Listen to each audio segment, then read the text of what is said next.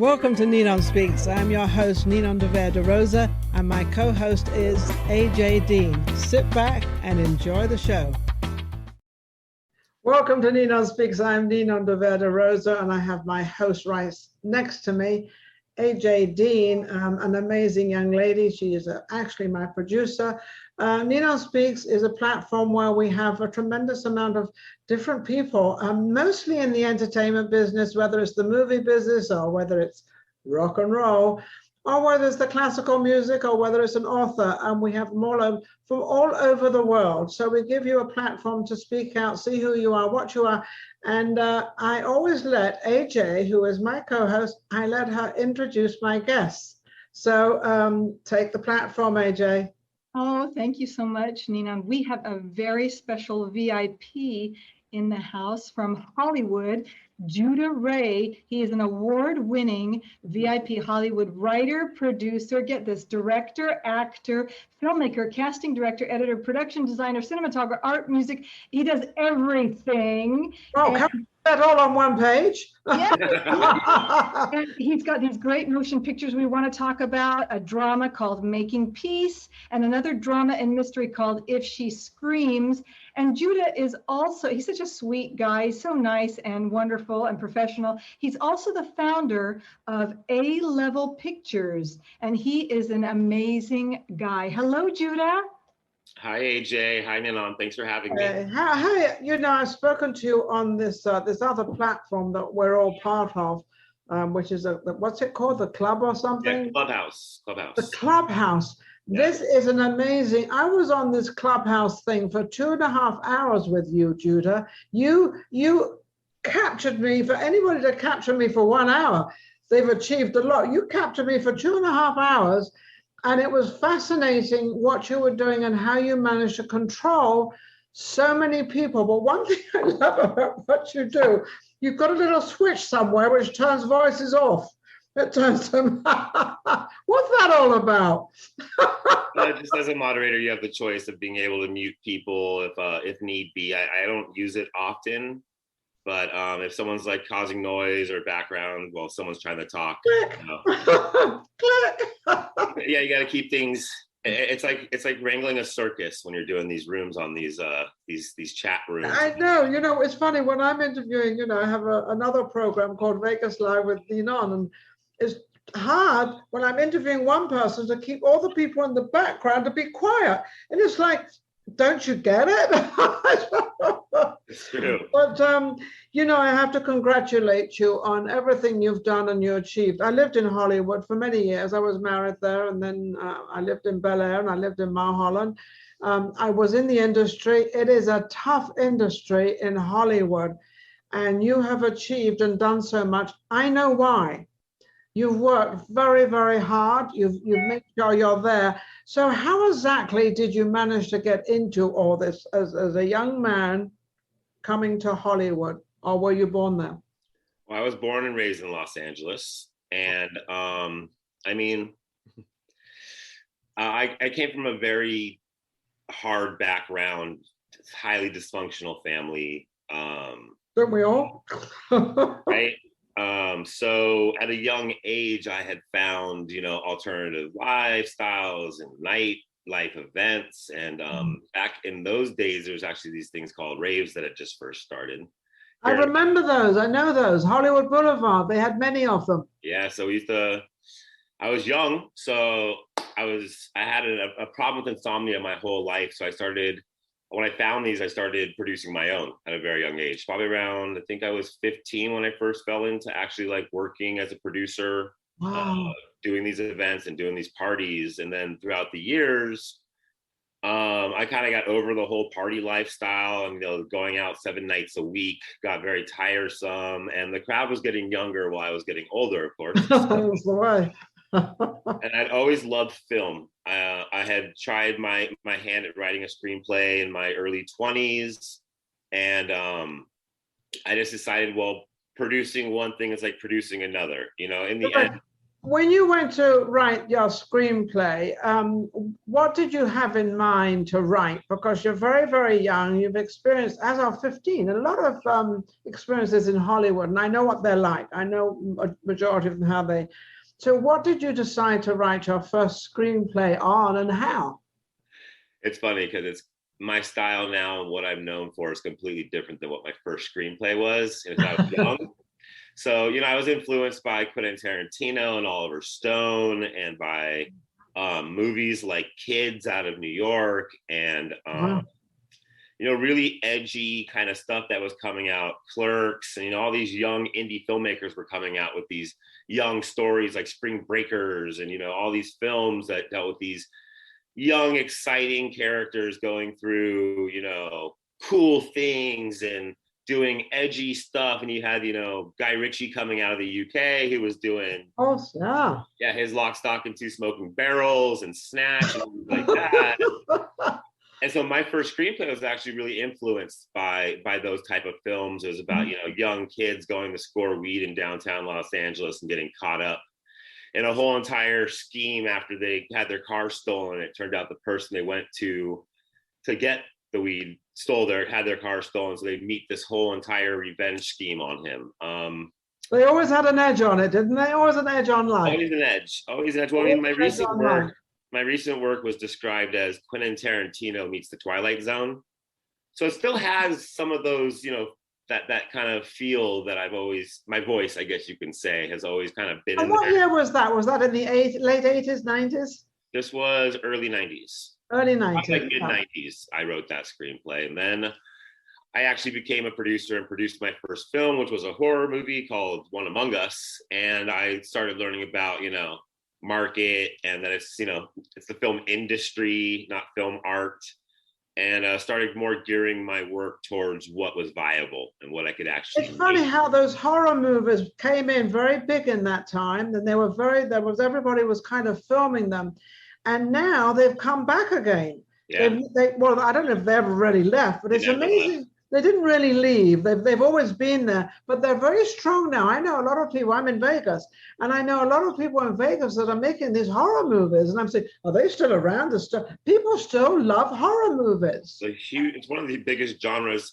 I mean, for a couple of reasons. You got to, to start off with what we're talking about, with the advent of digital video, DV, that really did change a lot of things. You didn't need to go to film houses, get cameras, developing, all that stuff went out the window, and kids were able to get these digital video recorders, and the cheaper, easier things to do were horror. And then when it comes down to a market standpoint, you got to understand that stuff like comedy, stuff like romance, if you're doing a romance movie, what we find romantic here in the States is a lot different than what the Japanese find as romance, which is a lot different. And also in Europe. Europe is different too. Totally different. So, you look at these different cultures, and, we laugh at each other and what we think love is, or what we think is funny.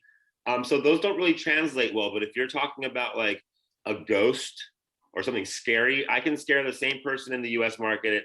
Same thing's going to scare someone in the African market. It's going to scare someone in the Chinese market. It's going to scare someone in the UK. Or if I blow up a car, or a car chase, or a good old fight, I mean, a punch to someone's face is going to translate wherever you are. That's funny, Judah, because I've never really looked at it that way. I'd never really thought, and you're absolutely right. That's something that spreads right across the world. Yeah. It doesn't matter what country you come, they all want to see a horror movie. They all want to see this because they can all relate actually to the same thing. And exactly. That's what it is. And it's like when you talked about love is different in China, it's different in Russia, it's different in England, it's different in Europe, it's certainly different in America. And you're absolutely right. So what direction after you did your first one? Well, number one, it was a success, I assume. Yes, it did very well. For me, very well. My first film was I made my investors' money back. And that means they would come back. That means they would come back and support you again. Well, actually, it was funny because I did that film and sold it and got done with it, and then I hit a wall so hard in the indie world because of what I had to do to make that first film that I left the indie world and I went to the studio system, and I started working with Ely Samaha over to MGM Studios up in the MGM Towers, and they gave me a desk, and I was young and I had no idea what I was doing. But you faked it. You faked it and you did it, right? No, I did some pretty cool things at the time. MGM was only working on their back catalog, so they weren't making new movies. So one of my jobs was to look at the whole back catalog and pick things that I think would be relevant and revamp them. Pretty much, it was the start of the whole entire bringing out sequels and prequels and redoing films. You know, that whole thing that's going on now was right at the beginning of that, and it was fun. It was entertaining, and then I learned about, you know, Hollywood. And once you got into Hollywood, there was obviously a big change and a big difference within what you were doing or had done, and you'd succeeded in what you had done. And now you're going into something you have no clue what. Well, you had a clue, obviously, because I did it. On the studio level, I had no. Oh, studio level, okay, yeah. But on your level. Yeah, it's a different atmosphere. There's a whole different drag in. And in the end, when I made my movie, I made my movie. So I was the one that made everything happen. When I started working the studio system, and why I left the studio system was it wasn't my properties anymore. So I would come up with ideas, and I'd find out a couple of weeks later that they would go into production, and no one even told me.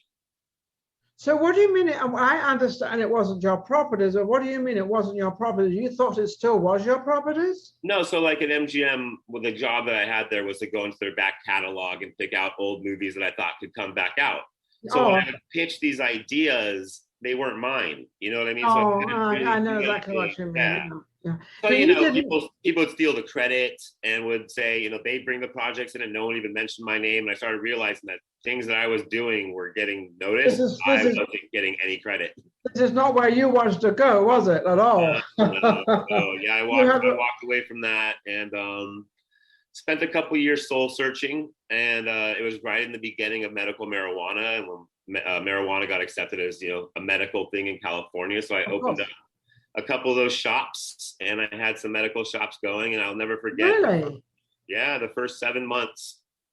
It was probably like the first 3 or 4 months. I had my first one going, and I didn't know the hell I was doing, and I was running these things, and this guy came up to me, this really sweet old man that I'd seen a couple of times, and he said, "Judah, my doctor said that I had 7 months to live, and that was 2 months ago, and I'm still here, and it's because of your place." And that blew my mind. Yeah. I was like, okay, I'm good. This is what I want to do. And oh, wow. I loved the medical trade. It was fantastic until it became recreational. And I have nothing against recreational, but there are some people that should not smoke marijuana.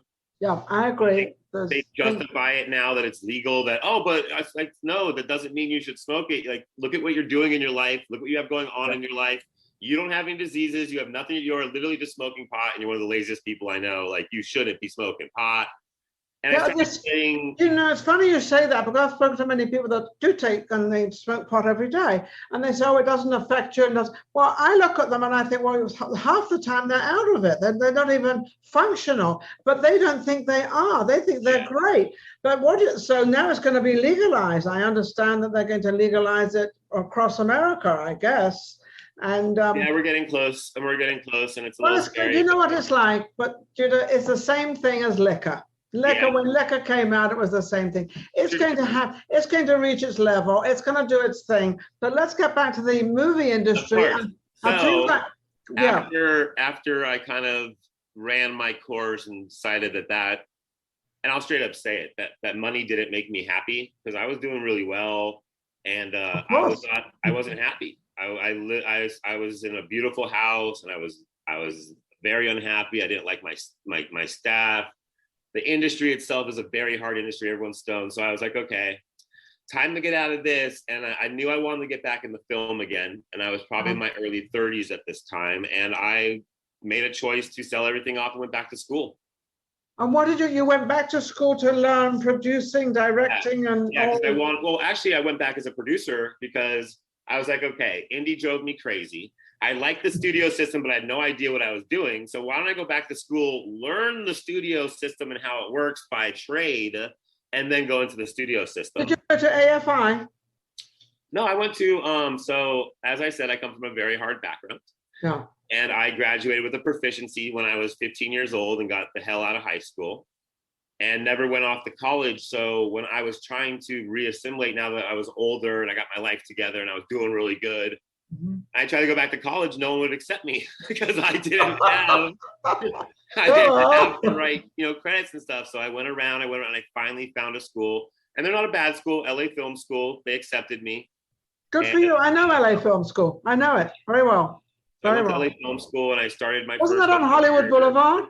Hollywood and Algar, wasn't it? Or somewhere around there. It's over off Sunset and I think like right by Vine, Sunset and Vine. There you go, by Vine. Around that. Yeah. And it's not the most accredited school, but what it gave me a chance to do, and what was really like life-changing for me there, was halfway through my curriculum, I found lenses, and I found directing, and I found screenwriting. And I had a great screenwriting teacher, Janice Sue Memel, who's an Oscar-winning screenwriter.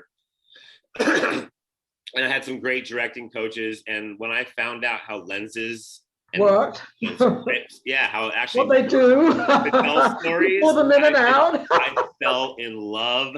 I took my producer's hat on, put my creative hat on, and started working as a creative. So I graduated from there. And I knew a couple people from my film producing days, and I started putting myself out there as a writer. And I started writing my own stuff and entering in the festivals, which I've done really well, over 100 honors now for my writing. And then people started seeing that.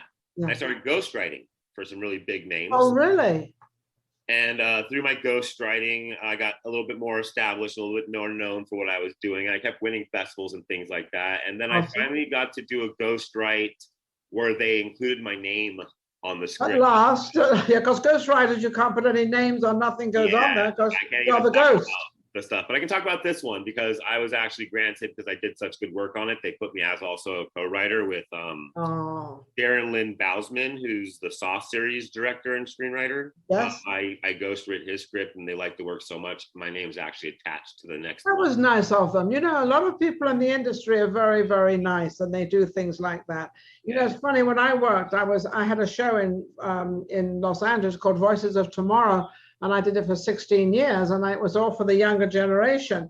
But whoever came on my set or whoever was around, I put their name on, and they said, "Why are you putting my name on?" I said, "Because you're actually here supporting me. You're actually doing, it doesn't matter what you're doing, but you're here supporting me." And it's nice when some people can do that and they don't feel inhibited. And I think more people should do that for the work you do. And then you want to be noticed, because once your name gets in one place, then it goes to another place. And that's how you get your name out there. And it's very hard. Truth. Very hard to get your name out there. AJ, you haven't asked anything because you haven't been given a chance. What would you like to ask Judah? I've got several questions. Thank you so much, Ninon. It is such a pleasure and an honor to have you, Judah, in the building. I've got a few questions. I want you to talk about, please, your making piece, the motion picture making piece. And also, I have a question. Have you ever done an autobiography? Would you ever do a film of, like, Ninon is going to do a film of her life? Would you ever do something like that? He's too young yet. Let's go with the latter question first, and then I'll talk about making peace.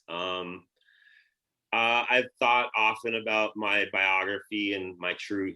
We used to call it the true E Hollywood story, because you remember those shows. That was a great show. Sure. But I'm in my third act right now, and I'm waiting to finish my third act. In my opinion, I've been told many times that I've already completed my third act, but there's just a level that I really want to achieve as a filmmaker and as a philanthropist and as a human being. And when I can reach those three levels that I believe will be where I want to achieve to be, I think I'll move into the next step. And only you will know that. Only you will know. Everybody else will say, "Oh, you've reached it," but only you will know that you have reached it. Yes, you will know when I've fulfilled, the third level, which is what you're talking about. And then it's like, we're doing a book about my life, but I'm still got things to put in it, but that may be another book in the meantime. But I understand what you're saying, because you're not quite finished yet. You've got that little bit extra to put in there. Yeah, I mean, I'm a storyteller, so I have a pretty good idea about first, second, and third and resolutions, and yes, I'm close. I feel really close. Good for you. Good for you. Really close. Okay, AJ, back to you, AJ. Back to AJ. So yeah, then AJ, making peace. It's funny because you're asking the perfect question at the perfect time. So I had graduated valedictorian, cum laude, like top tier, whatever the hell you can get from that place. And while I was there, as I said, I worked with Janice Sue Memel on a short that I had an idea for. And it was terrible at first, but it was a good idea. And she liked it enough where she worked with me and helped me kind of vet it out to a point. Even a couple of times after I graduated, she still worked with me a couple of times to kind of get it like to a point where I felt good about it. Mm-hmm. And then I had met a man at my graduation. His name is Joseph Logley. And Joe came in from Chicago. And he also had a very, very hard life. South Side Chicago, drugs, all kinds of crazy. That's his story. I'll let him tell his. But at my graduation, because I was older in my class, I had found a group of kids that, I'll say they were young, so they're kids that I had kind of worked with while I was going through the classes and through the school, that one after another got up at graduation and blew my mind before me, thanking me that they wouldn't have graduated if I wouldn't have like really pushed them and inspired them. So Wow. Really amazing speeches. I was the first ever valedictorian awarded by the school. And so Joe was in the crowd, and Joe had missed his graduation earlier that day for the sound recording school and had shown up at my graduation to take his honor. So afterwards, Joe came up to me and said, I really like what I heard, man. You seem like you're really doing good stuff. And here's my card. And if you ever need a sound guy, I just graduated sound. So I made this short called Roll with the Punches right out of school. It was a beautiful film about, a man that's just a thug looking guy. And he's on the run and the cops are chasing him. And you're seeing these videos of him robbing a liquor store, but by the end, you realize that it was all just a point of view, that he wasn't robbing the liquor store. There was just someone else in there, and it looked like he was part of it. And he has this bag the whole time, which you think it was a drug deal, gone bad. Yeah. But he's getting to the hospital because his wife's having his child, and the bag is a teddy bear. Aww. Yeah, it was based on like you watch, these people watch 30 seconds of a clip and go, oh, I know what happened. This happened and this person. Yeah, assumption. Yeah, totally. So I was like, I'll take you for 30 minutes you thinking something happened and show you were wrong after 30 minutes of watching footage like this. So it was like that kind of thing. And Joe came onto the set and we became close because he became my sound guy on that set. And so when I had Making Peace ready to go, I sent it to him and asked him to read it. And Joe has a daughter he was a little estranged with at that time because of his past and his history. And he read it. And it was the weirdest thing because remember, I come from horror. I come from thriller, horror, crazy. This is like my first drama, right? And so Joe calls me crying, sobbing like a little baby boy. I have to make this movie. You got to dedicate it to my daughter if I do, because it showed me that like I got to reconnect with my daughter before it's too late. And I'm on the other line. And he's crying, and I've never dealt with this in my life. Like, you're trying to make sense of it all. Yeah, dude, people don't call me crying because of my work touching them. Two, this is a big 6'3" tough guy from South Side Chicago. Well, you're not gonna mess with him. No, and he talks like macho Randy Man Savage. Oh, Judah, you gotta know. This really touched me, bro. Oh man, yeah. And I'm just like, and he's crying, right? And he's crying, right? And I don't know what to do because I don't know how to feel tears because of my work. So I'm just sitting there like, it's okay, man. Yeah, it's he's like, I gotta make this. So he EP'd my film, and it's really a blessing and a sad story because the executive producer, Stephanie, that we brought in our film passed away right after we were done with principal before we were into editing. So I'm sorry for that. God bless her soul. She really gave us a leg up, and Making Peace was made, and it's a drama thriller. Like I said, I've been told it's very funny. Stephanie, she made Peace too.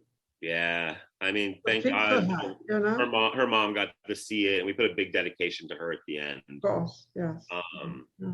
So you've had a tremendous amount of dramatic experiences growing up, getting into the business. Being turned down on many universities and schools and everything, finding the right one. But it's funny because the school you found was the right one for you. It was the right, regardless of all the other places you probably would have missed out on if you'd gone to Loyola Marymount University, because that's where they have a lot of that film stuff. And so that wouldn't have been any good for you. But it's funny because where you fit in was the right show. That was the show you should be in. Yeah. Huh? Hey, Ninon, you're gonna need a fine director in the future for your movie. It's gonna be Judah. Yes. Are you kidding? Judah's gonna. You're not going. Judah, you've got yourself into a bit of a trap here. I know this is a good trouble. Your story is beautiful, and it's something that I would love to build the world of, and break the characters down, and really just shine a light on the amazing life that I'm sure you have had. I've had an incredible life, but I want to talk about your life. Okay. So now, where you are right now, you're doing an awful lot of things right now. Yes. What is your next move? What is the thing that you really want to accomplish in kind of, I don't want to say next 10 years, but in the now going forward? It's funny you say it like that. Well, because it's now. Oh yeah, that's actually what I'm doing now. How do I put this without sounding too weird? I'm a big advocate and always have, as I said, what part of my 3 tiers is self-improvement and reaching a point with myself. Always. Where, I'm happy and a fit part of this universe and the energy that flows through it. So, that's really what I'm working on in the next 10 years. I have a very, very deep belief that my work is good and that my screenplays are solid and that I'm really ready to take that next step with that kind of stuff. So I'm really been working on myself, on living in the now, on dropping ego, on all these type of things that. I love to hear that. It's so funny. I do a lot of teaching with people. I help people. You don't need as much help, but at the same time, I'm going to say to you, drop all those guards, drop everything, and start being you and what you want and how you want to do it. I've done many things in my life, and people say, you can't do this and you can't do that. Oh, good Lord, here we go again, but I still keep moving on because I know I've been a person in this world that's I helped children for 16 years. I gave them a platform because of my childhood. So I gave back, and I made no money on it. I didn't want to make any money on it. I did exactly what I wanted to do. And I'm giving you that direction right now that, money is, you don't get paid for something normally till you've worked it. Normally, if you're working a 9-to-5 job, you have to do the month's work first and then you get paid. Mm-hmm. And people seem to misunderstand that. They always get money. They want money up front. Well, you can't have money up front. You've got to prove who you are. But I think and I love what you said, you're going to start putting yourself out there. And I think you should. Don't be inhibited by anything, or if you feel you want to do something, do it. Yeah. If it's out of the ordinary, do it. If it's not in the written way or wherever it's supposed to be, just keep doing it, because that's what I've done. And I've over-hurdled a lot of things and sort of jumped over these hurdles. And it's because I never went to school like you. I never went to school. I never went to university. I never went to learn producing, talk, nothing. I learned nothing. I just did it all through my life. Right? You learned it through the school of life. And the school of life. And if you go through the school of life, Judah, you are going to have the most beautiful experience. It's true. I'll quote a couple people that I've talked to lately that really were instrumental conversations to me, because it's funny. Yeah. I keep on meeting these big celebrity people and they get so thrown off because I don't talk about business or work. I threw Jack Black for an episode when we started talking, and he's like, "How are you?" And I'm like, "I'm good. So Jack, how are you? How's life? Are you happy? What's going on right now?" And he was cool. That's cool. That's so cool. He was like, and we just got into this conversation for like an hour. Because nobody asked him. Nobody asked him that. That's why. Choices that you've made, and yeah, it's really refreshing when you hear people that are so established really be open and honest about their truths, because we're all human beings. We're all the same. Trying to figure out what we're doing, if we've done it right. Even the highest people, I tell people, it's scarier at that level. It's so much harder because you've made so many choices. You're reflecting on those choices you've made. You're looking at what your choices you're making now, and what your future is going to be for your career, and you can't make the wrong choice. So it all gets very heavy.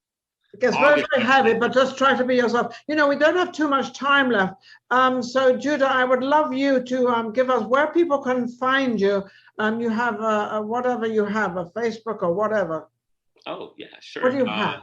I have multiple places. You can go Okay. to A Level Pictures with an S, Okay. alevelpictures.com. That's my website where you can find all my film stuff and what I've got coming up and projects I have available and such. You can follow me on Instagram at judah.ray. Someone got the Judah Ray before me. Can you believe it? Judah.ray. Okay. And then you can find me on Facebook at, facebook.com/Judah Ray also. Awesome. Awesome. I do want to thank you so much for introducing us to Mr. Tom Sizemore too on Clubhouse. I want to give honor and respect to Mr. Sizemore and thank you very much, Judah. Oh, Tom was amazing. He's an amazing guy, Tom Sider. What a show you had. I want to thank everybody out there, and especially Judah, and of course my co-host has been amazing. She didn't get much to say because we've been trying to get everything in there. But I want to thank our audience out there as well because they're absolutely amazing. Without all of you out there, nothing happens. So we've got to keep them up there. Anything you would like to direct, Judah, straight to the public of the younger generation of going into the business? Yeah, actually I do. Because you brought up Tom, and me and Tom Sizemore had a really great conversation. In it, something came up that I think is really monumental. Okay. So we were talking about, the past, the future, and living in the now, Mm-hmm. and how if you give 100% right now, it doesn't matter whether in 10 years you look back and you made some mistakes, because all you can ever do is put 100% of your power into something and deal with what you know in that moment and push forward the best you can. So you can't have regrets about the past, because if you gave 100% and you did everything with the knowledge that you had, you didn't really make mistakes. You just lived and you learned. So there's no regrets after that. And then if you're putting 100% in right now, you don't have to worry about the future. Just put 100% in